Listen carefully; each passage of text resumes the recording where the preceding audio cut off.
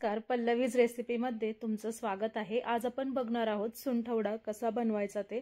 चला तर मग रेसिपीला सुरुवात करूया। तर इथे मी 2 तुकडे सुंठ घेतलेले आहे, 10 ते 12 मनुके, 3 वेलची, 7 बदाम घेतलेले आहेत, 7 काजू घेतलेले आहेत, 1 चमचा तीळ, 1 चमचा बडीशोप घेतलेली आहे आणि 1 चमचा खसखस घेतली आहे। त्यानंतर इथे 1 वाटी खिसून घेतलेलं खोबरं घेतलं आहे, थोडीशी खडी साखर घेतलेली आहे। त्यानंतर साधारण 10 ते 12 खारीक बिया काढून घेतल्या आहेत आणि 2 चमचे साखर घेतलेली आहे। चला आपण कृतीला सुरुवात करूया। तर इथे एका पॅन मध्ये आपण बदाम आणि काजू थोडेसे गरम करून घेणार आहोत। गरम करून घेतल्यामुळे छान ड्राय होतील आणि आपल्याला दळायला सोपं जाईल। तर साधारण 2 ते 3 मिनिटं मंद आचेवरती हे आपण गरम करून घेणार आहोत। इथे आपले काजू बदाम गरम झालेले आहेत। आता आपण हे बाजूला काढून घेऊया। आता याच पॅन मध्ये आपण बिया काढून घेतलेली खारीक आहे ती थोडीशी गरम करून घेऊया। इथे खारीक छान गरम झालेली आहे। आता आपण ही एका ताटामध्ये बाजूला काढून घेऊया। आता याच पॅन मध्ये आपण 1 चमचा बडीशोप घालूया, त्यानंतर 1 चमचा खसखस घालूया आणि 1 चमचा पांढरे तीळ घालूया आणि हे साधारण 2 मिनिटं आपण छान भाजून घेऊया।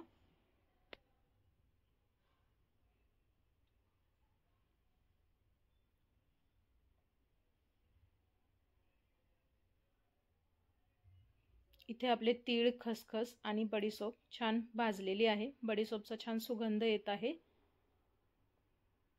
आता आपण हे बाजूला काढून घेऊया।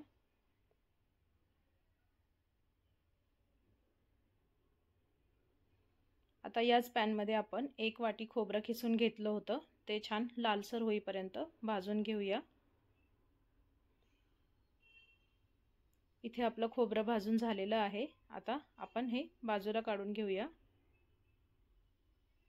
तर इथे आपले सगळे जिन्नस भाजून झालेले आहेत। आता आपण मिक्सरच्या भांड्यामध्ये सगळ्यात आधी सुंठ घेऊया। सुंठ मी थोडीशी खलबत्त्यामध्ये ठेचून घेतली होती, म्हणजे मिक्सरमध्ये ती व्यवस्थित बारीक होईल।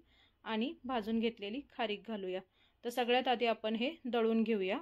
बाकी गोष्टी दळायला आपल्याला कमी वेळ लागणार आहे। सुंठ आणि खारीक आपण आधी दळून घेणार आहोत। आता आपण यामध्ये भाजून घेतलेले काजू आणि बदाम घालूया। त्यानंतर खडी साखर घालूया, 2 चमचे साखर घेतली आहे ती घालूया। त्यानंतर इथे मी 3 वेलची घेतलेल्या आहेत त्या घालूया। आणि आता भाजून घेतलेलं खोबरं, खसखस, पांढरे तीळ, बडीशोप हे सगळं आपण यामध्ये घालून हे छान मिक्सरला बारीक करून घेणार आहोत।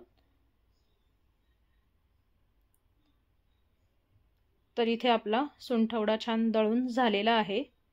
आता आपण हा एका ताटामध्ये बाजूला काढून घेऊया आणि यामध्ये काळे मनुके घालूया। आता हे छान आपल्याला एकजीव करून घ्यायचं आहे। तर इथे आपला सुंठवडा बनून तयार आहे। आजची ही रेसिपी बघितली त्याबद्दल तुमचे खूप खूप आभार। रेसिपी आवडली तर जरूर लाईक करा, शेअर करा आणि सबस्क्राइब करा।